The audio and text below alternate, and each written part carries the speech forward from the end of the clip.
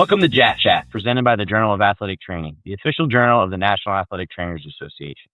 I'm Dr. Tom Campbell, an assistant professor in the Elmer College of Health Sciences at Old Dominion University, and your host for today's JAT Chat.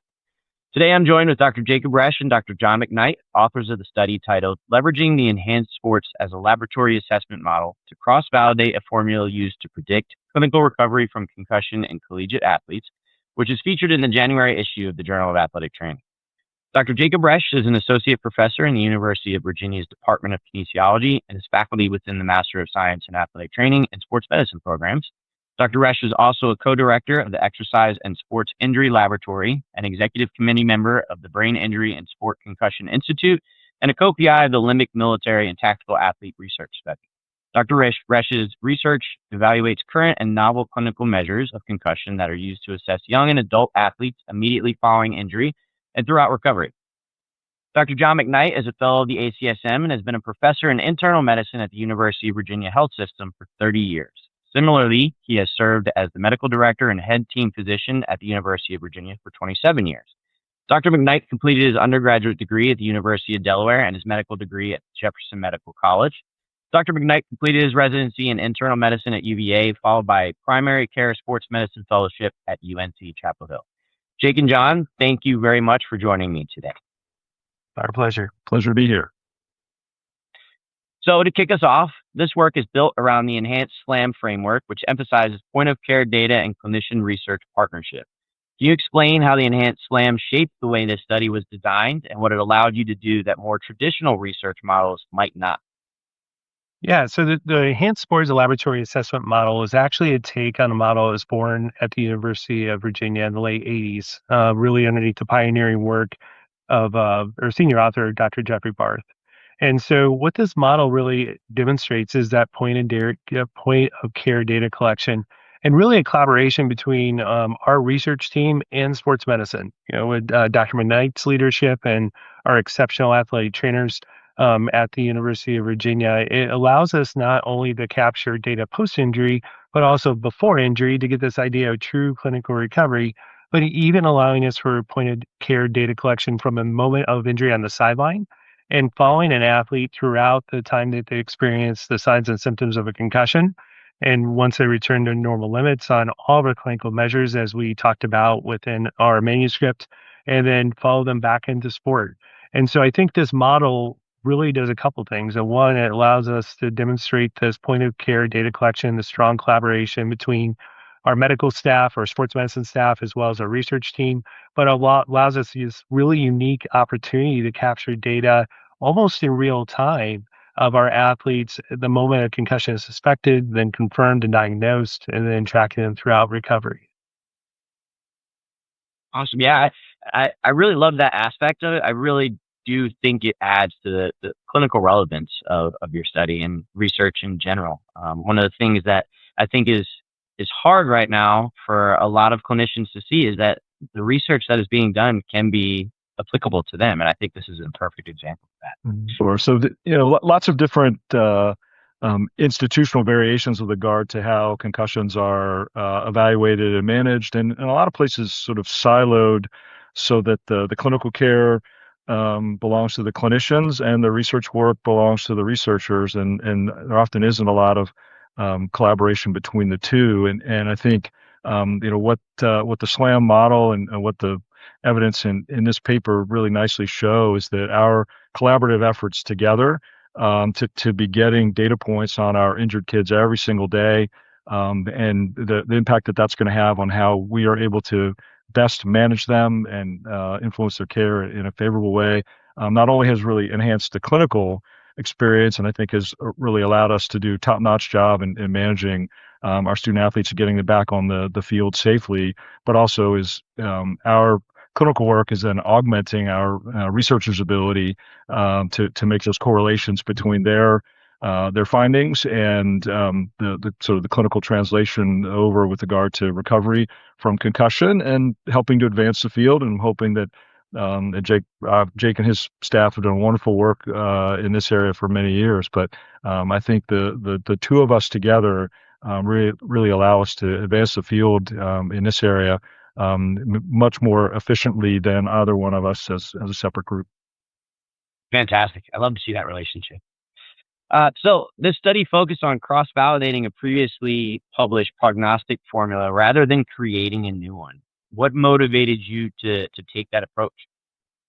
Yeah, to be honest, it was really twofold. One, uh, a lot of stuff is published, whether it's rehabilitation protocols or prognostic prediction formulas, but yet they're never cross-validated with independent samples. In fact, they're published, but yet they're just kind of put out into the ether, and we don't really know what comes of them. And can the findings be replicated with a separate sample, whether it's at the same institution or a different institution?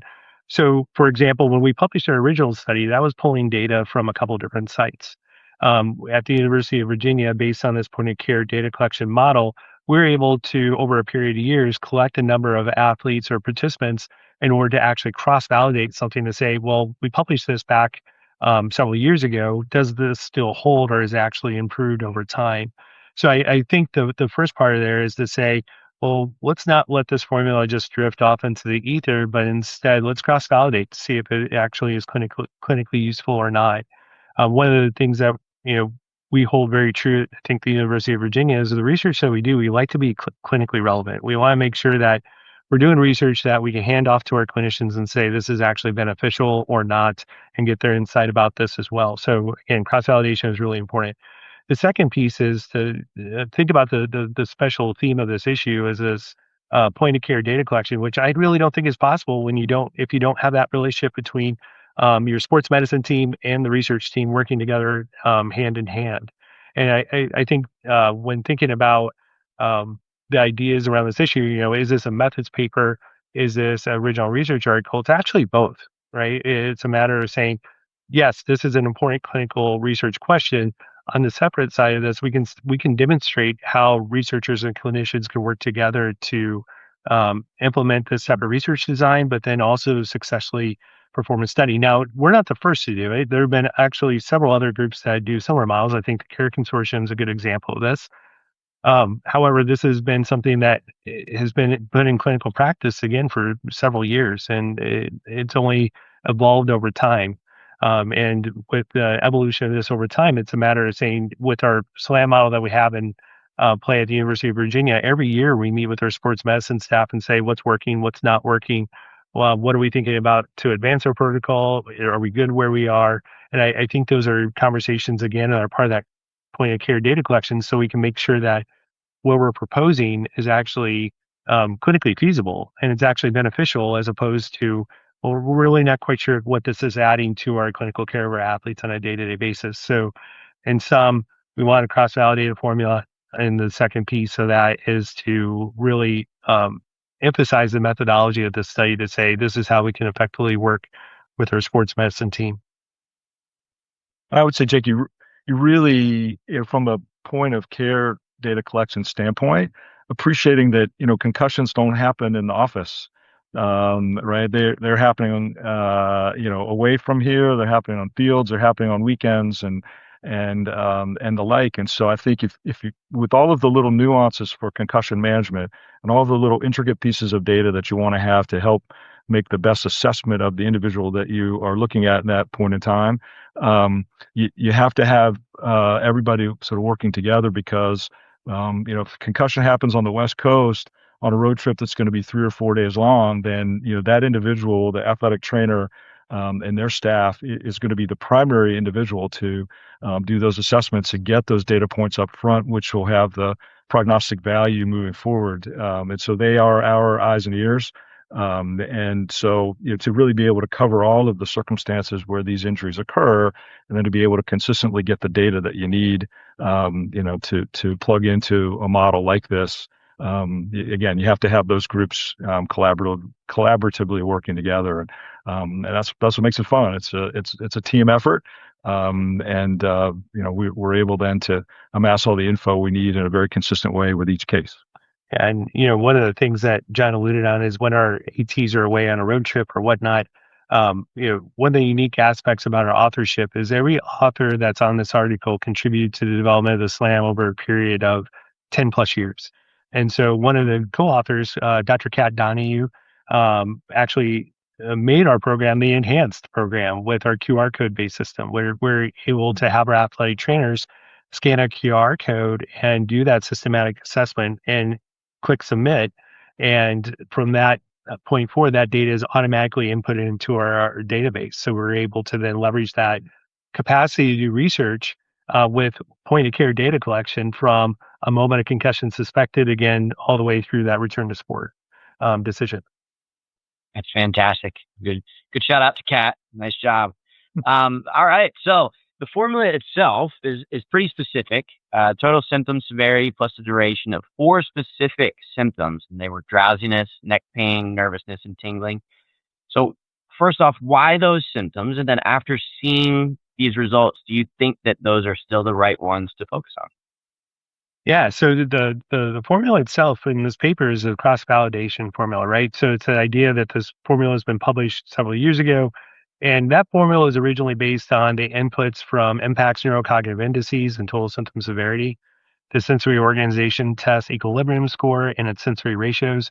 And then we threw in the total symptom severity and duration of the 22 items of the revised head injury scale. And that original formula I was shocked that we didn't have any inputs from a commonly used computerized neurocognitive test called IMPACT. We did it with the exception of the total symptom severity score. And then the SOT was not part of the final formula. Rather, it was largely based on total symptom severity, which, Tom, you can appreciate is the number one predictor of recovery after concussion. But then the duration of these 4 symptoms, and it's the duration of these symptoms over a 24-hour period. And I thought that was really unique because 2 things. One, it makes it really clinically applicable because really when it comes down to it, you need a sheet of paper. You don't need a subscription to a computerized neurocognitive test. You don't need a $130,000 balance unit. Now it's like $180,000, but still, it really gets it down to not just the severity of the symptoms an athlete is endorsing, but it's also how long are they experiencing them over a period of time.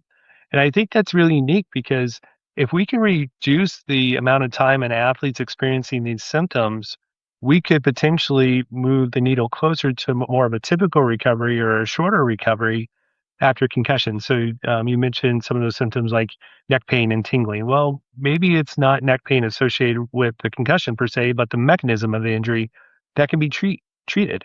And that then can reduce the tingling an athlete may be experiencing. Or with the drowsiness, again, there's a lot of emphasis about sleep hygiene right now, especially before and after concussion. What can we do better as clinicians in order to treat those symptoms? And finally, with the anxiousness, anxiety is a modifier of recovery. What can we do to better educate our athletes and their coaches and others around the athlete to provide them a sense of calm around their injury, especially when concussions can be really quite scary, but they don't have to be. So, I think your first question is the formula is really derived from this original paper, and we found very similar findings to the original paper based on this exact same amount of independent variables. The second piece is, are these still the variables we should be looking at? I do think we're at a point where we can start adding more, and we actually have a separate study that's taking into account duration of sleep, the number of hours of sleep, the Tampa scale kinesiophobia, looking at kinesiophobia, another kind of indirect measure of anxiety and this idea of, am I ready to return to sport after my injury? So I think with the advancement of research, we should absolutely look at different variables. But I think one of the things that will be a kind of a staple moving forward is this idea of not just the severity in the moment of a symptom, but the duration of which someone's experiencing that symptom over the last 24 hours.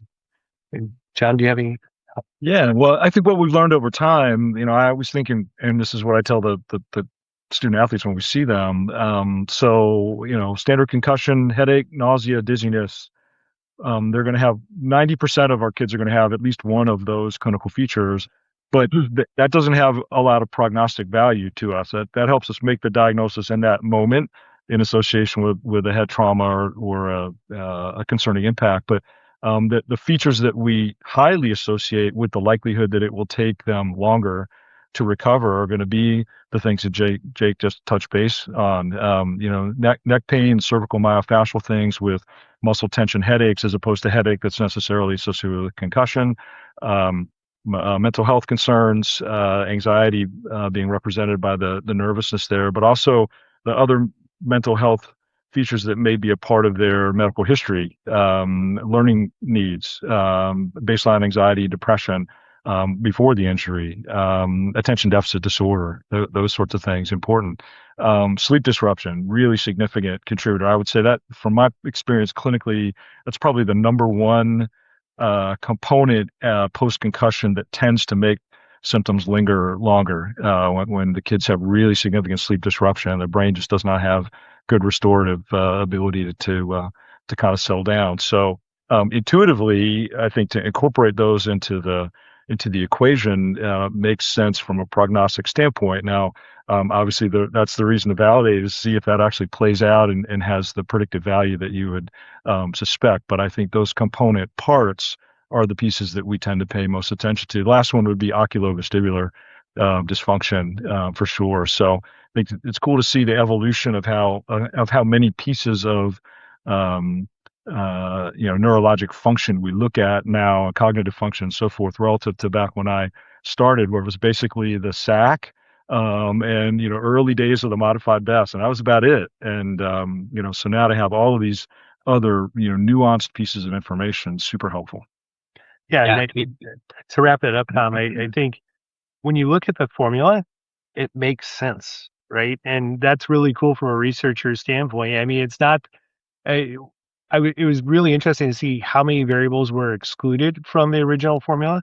But when you look at the final formula, total symptom severity and the duration of these factors that John highlighted, to me, it not only makes sense, but you can also do something about those. You can intervene upon those. If you see someone has elevated levels of anxiousness, or if they are experiencing some cervicogenic symptoms, we could treat those, right? And I think that's promising to even have a starting point to work with an athlete to say, okay, we have moved past this wait and see aspect of concussion into a point where we're doing interventions and through vestibular therapy or exercise or different treatments for musculoskeletal issues related to the mechanism of injury, maybe not directly related to concussion. But it just makes sense that we have some starting points where we can actually start moving to some identifiable factors that can be treatable for at least collegiate athletes. Whether this holds up and our younger athletes or not, that's a separate study, but still it's a formula in itself that makes sense. Awesome. And I think it just points more to the clinical relevance. So this is fantastic.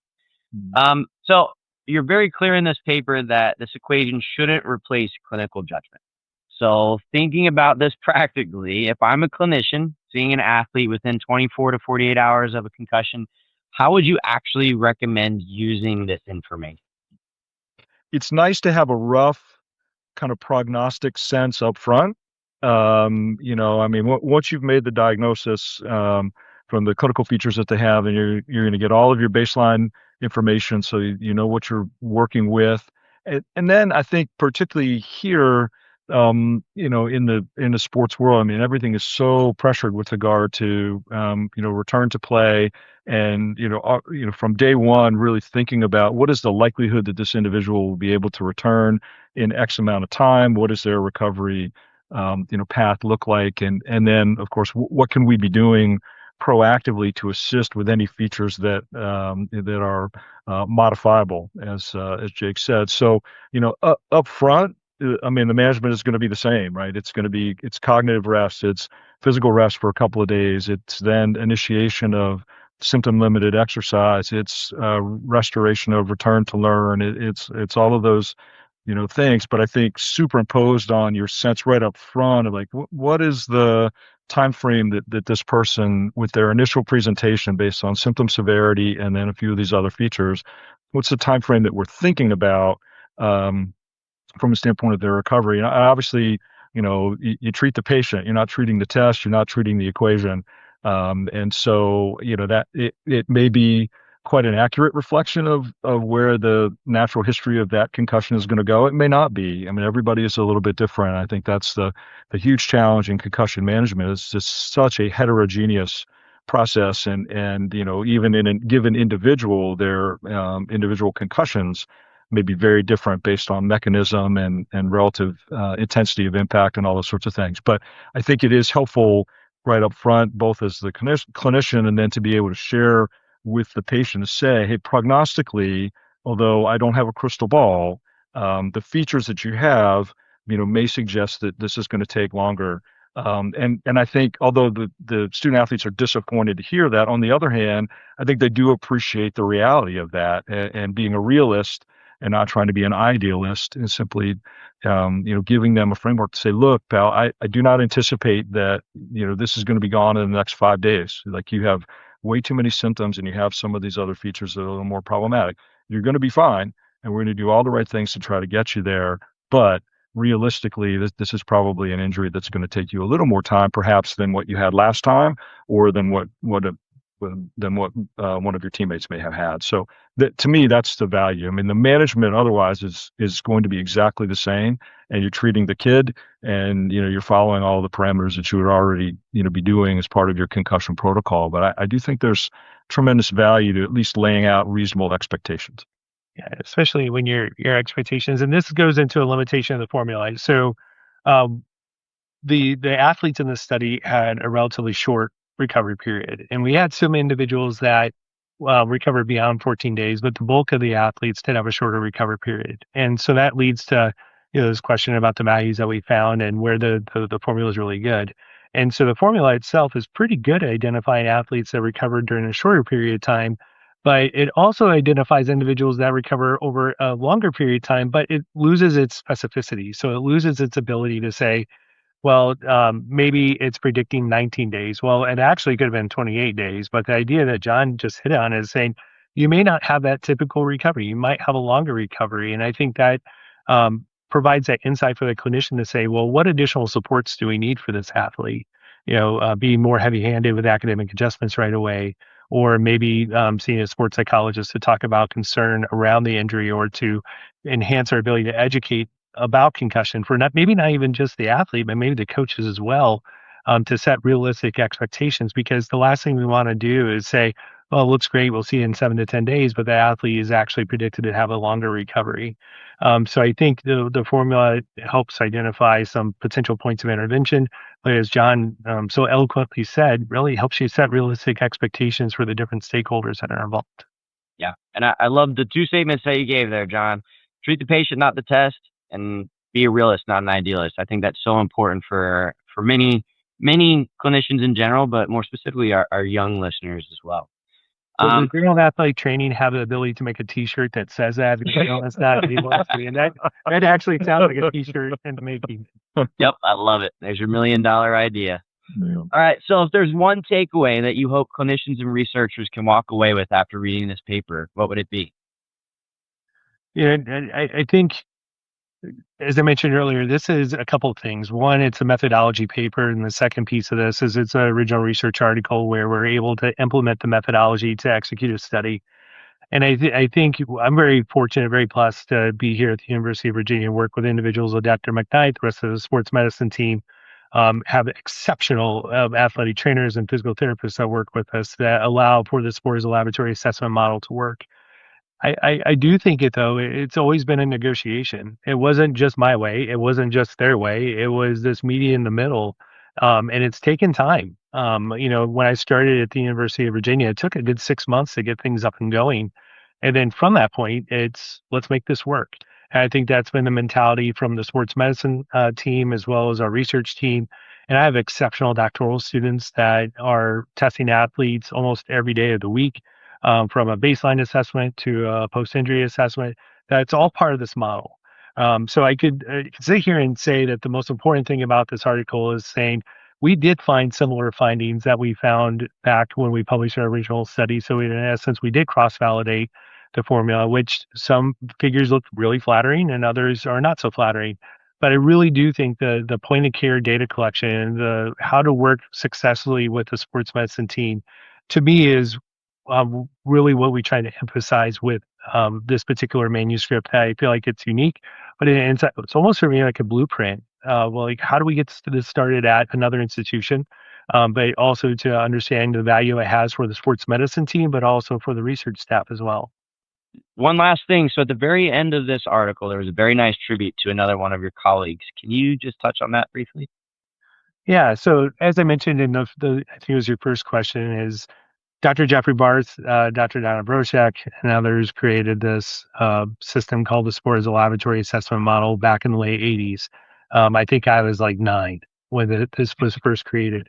John was 11. I was in high school. Yeah. Nice.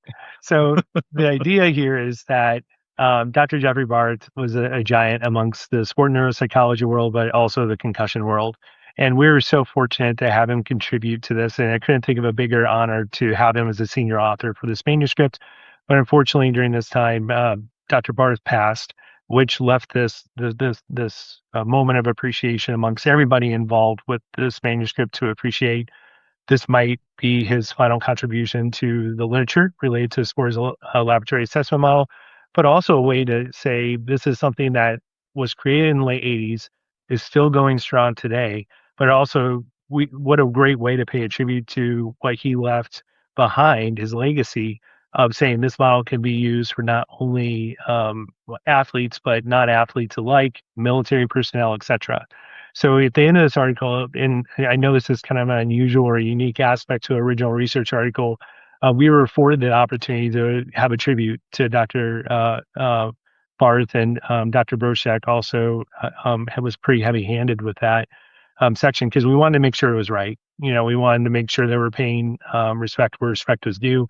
And also to say, Tom, to be absolutely honest, without the sport as a laboratory assessment model, what I was born and raised on as a PhD, my research would look markedly different. And how we would look at concussion as a whole would look markedly different without Dr. Barth's insight on that. So that's my limited perspective on that. John, would you like to add to that? Yeah. So, you hope in your professional career that you have the opportunity to work with giants in their field. And Jeff Barth was a giant in his field. He built the foundation that modern concussion management has been built upon. And one of the most genuinely nice, classy, incredibly brilliant gentlemen that I've ever had the opportunity to meet and work with. And I'm so thankful that I had that opportunity and to collaborate in any way with him and with Donna Broszak and then all of the folks that have followed thereafter, including my good friend here, Jake. Professional highlight. So a fitting tribute to him and all that he stood for, both professionally but also as just as a great human being. So we miss him. Yeah, I think what John said about him being nice. I think there's an adage people want to know about how much you care before they care about how much you know, and I couldn't think of a better statement to fit Dr. Barth. Yeah, absolutely. That's phenomenal. It was a great tribute, and I can attest to say that it has branched out from University of Virginia. As a fellow concussion researcher, I've adopted the enhanced plan model here as well. So I am forever grateful for that as well. Well, Jake and John, thank you for joining me today. For our listeners, the article is available free of charge from the Journal of Athletic Training. I highly recommend everyone go and download this manuscript from the journal.